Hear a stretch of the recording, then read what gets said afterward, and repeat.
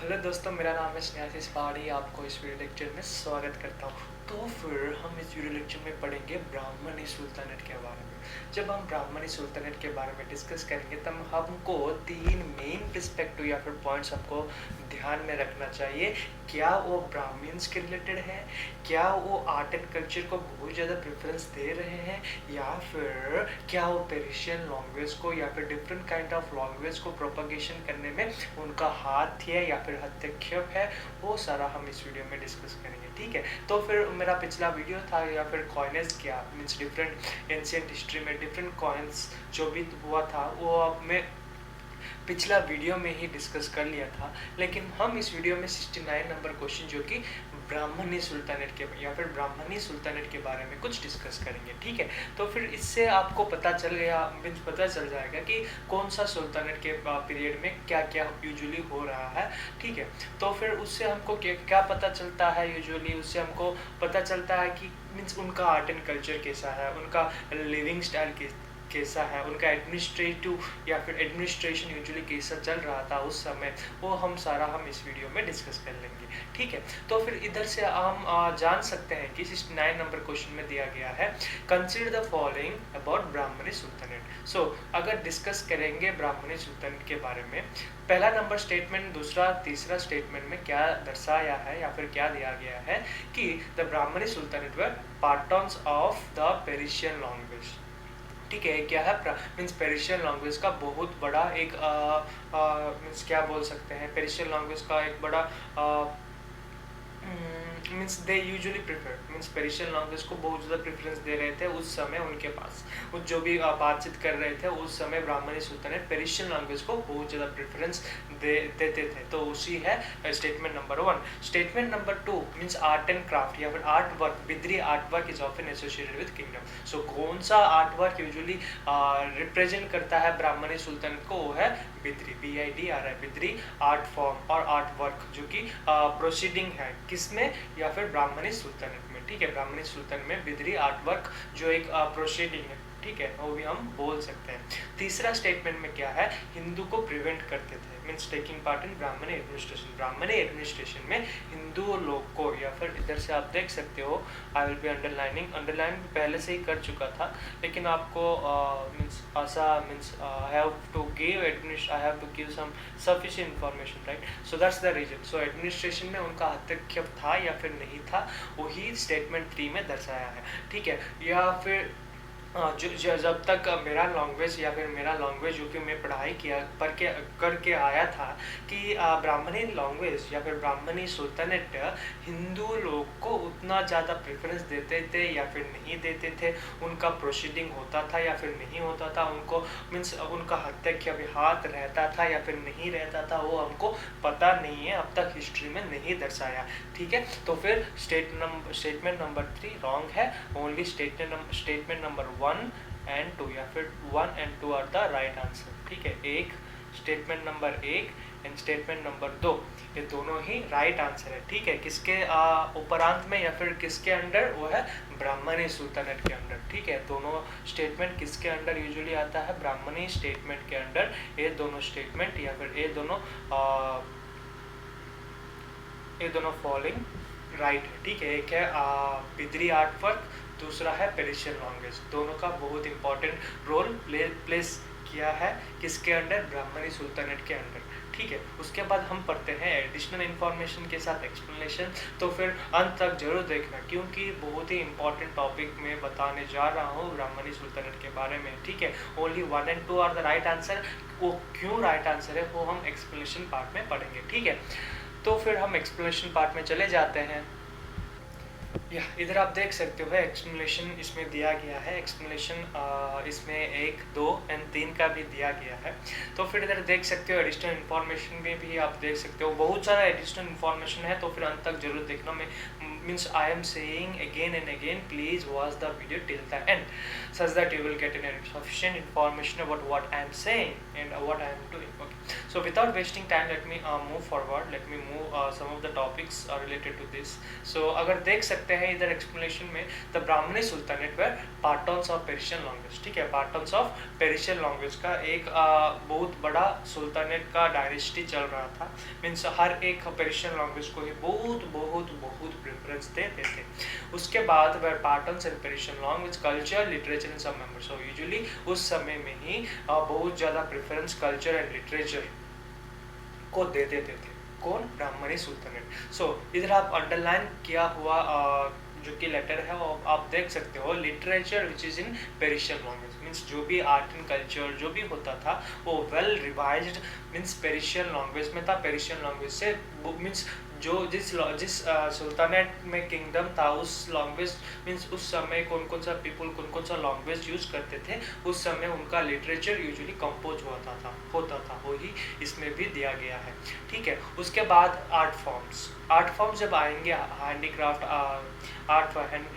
And उसके बाद art form जब आएंगे तो फिर हमको एक ध्यान में रखना चाहिए कि Bidri art also known as Bidri art so is a distinctive form of metal handicraft from Bidri.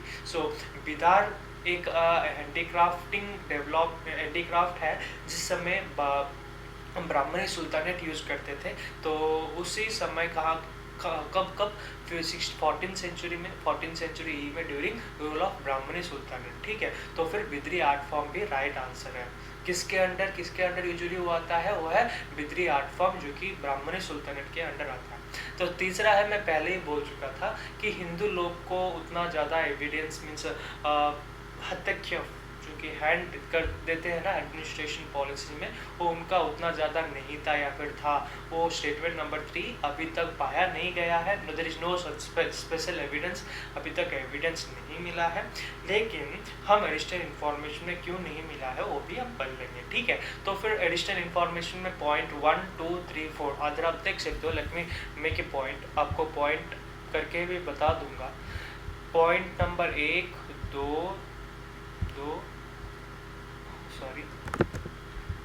3 and 4. इधर 1 2 3 4 इधर पॉइंट देख सकते हो. एक नंबर पॉइंट में दिया गया है कि Hasan Gangu Brahmani was the founder of Brahmani sultanate. Very very very very very important क्या है? हसन गंगू ब्राह्मणी ब्राह्मणी सुल्तानेट का फाउंडर है.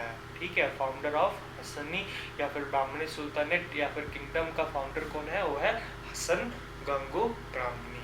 ठीक है, उसके बाद दूसरा नंबर स्टेटमेंट या फिर सेकंड नंबर स्टेटमेंट में क्या दिया है कि it was Turkish offer of Devgiri.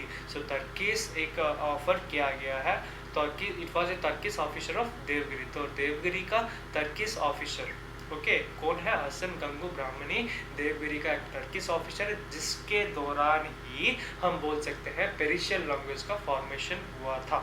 ठीक है, उसके बाद थर्ड एंड फोर्थ या फिर थर्ड नंबर पॉइंट में कि ये दिया गया है कि इन 1347 AD ही established the independent Brahmani kingdom. So 1347 anno domini में ब्राह्मणी का एक स्पेशल किंगडम या फिर इंडिपेंडेंट किंगडम का स्थापन हुआ था. कहाँ पे? ब्राह्मणी में, जो कि फाउंडर ऑफ ब्राह्मणी जो कि हसन गंगू ब्राह्मणी जो कि फाउंड किया था. ठीक है, उसके बाद his kingdom stretched from the Arabian Sea of the Bay of Bengal, included the whole of Deccan plain of the river Krishna with its capital of Gangubhar. So Gangubhar भी बहुत important role play करता है क्योंकि his kingdom stretched from Arabian Sea to Bay of Bengal. Arabian Sea से लेकर Bay of Bengal तक उनका kingdom चल रहा था. Include whole of Deccan. ठीक है, include whole of Deccan. जैसे कि आप जानते हैं Krishna with its capital at Gangubar. Krishna को अपना कैपिटल मानकर गंगूबार जो कि ब्राह्मणी किंगडम का स्थापन किया था. कौन? वो है हसन गंगू ब्राह्मणी. तर्किश रूलर था जो कि देवनागरी में आकर उनका स्थापन 1347 में किया था. ठीक है, वही है 1 2 3 4 पॉइंट जो कि एडिशनल इंफॉर्मेशन. और दूसरा एडिशनल इंफॉर्मेशन में चले जाते हैं. ठीक है, या इधर आप देख सकते हो मीन्स कौन कौन सा रूलर यूजुअली प्रिफर हुआ था। मीन्स उस समय ब्राह्मणी किंगडम में यूजुअली उसके बाद जो कि गंगू साहब ब्राह्मणी जो कि था किंग मेकर, ठीक है, एक या फिर फाउंडर था वो। उसके बाद कौन कौन आया था और कौन कौन सा रूलर्स यूजुअली आकर क्या क्या किए थे वो भी हम इसी वीडियो में पढ़ लेंगे, ठीक है। तो फिर पहला है महमूद शाह वन, जो कि 1358 में आकर 1377 तक उनका शासन भार चलाया था। कहाँ पर? जो कि ब्राह्मणी किंगडम का। उसका रूलर के अंडर क्या होता था? He was the next ruler of Brahmani kingdom. So next ruler means first ruler वो था जो कि कौन था? गंगू। उसके बाद गंगू के बाद वो आ गया महमूद शाह वन, जो कि Brahmani administration, he was an able general administration, ठीक है। तो फिर he defeated Kapayanaks of Warangal and Vijayanagara ruler of Bukka one. Vijayanagara ruler जो कि आंध्र प्रदेश, वरंगल भी आंध्र प्रदेश में ही आता था उस समय, या फिर इस समय तेलंगाना या फिर आंध्र प्रदेश में डिवाइड हो गया। तो उस समय इन दोनों रूलर्स को वो डिफीट किया। कौन? महमूद शाह वन। महमूद शाह वन के बाद महमूद शाह टू आया, जो कि ascent of the throne. He was peace lover, ठीक है। वो झगड़ा पगड़ा में उतना ध्यान नहीं देते थे। And develop friendly relationship usually develop करते थे नेबरहुड में, ठीक है। ही बिल्ड मॉस्क्यूज, ठीक है, मद्रास है place of learning and hospitals mosque means बहुत ज़्यादा कल्चरल पर्सपेक्टिव थे महमूद शाह टू। उसके बाद फिरोज शाह ब्राह्मणी, जो कि 1397 से लेकर 1422 तक उनका चला। उसके बाद देख सकते हो ही वॉज ग्रेट जनरल, ठीक है, वो ग्रेट जनरल भी बोल सकते हैं हम। ही डिफीटेड विजयनगरा रूलर देव राया वन। देव राया वन को वो डिफीट किया। कौन?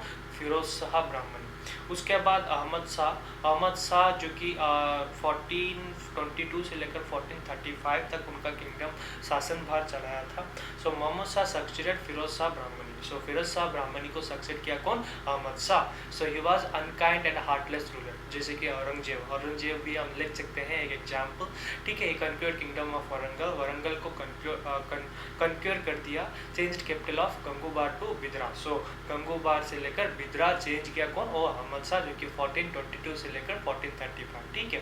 तो फिर यही है इस एडिशनल इंफॉर्मेशन जो कि ब्राह्मणी सुल्तानेट का। तो फिर आशा करता हूँ कि आपको समझ आ गया होगा उनके बाद कौन आया। उसके बाद यूजुअली कुछ का शासन भार चल रहा था नॉर्थन साइड में, कौन आया था? बाबुर, ठीक है, या फिर सुल्तानेट कौन चल रहा था उस समय, ठीक है। वो भी हम पढ़ाई करेंगे, लेकिन इस वीडियो में नहीं, जब क्वेश्चन आएगा वो हम पढ़ाई करेंगे, ठीक है। तो फिर तब तक धन्यवाद।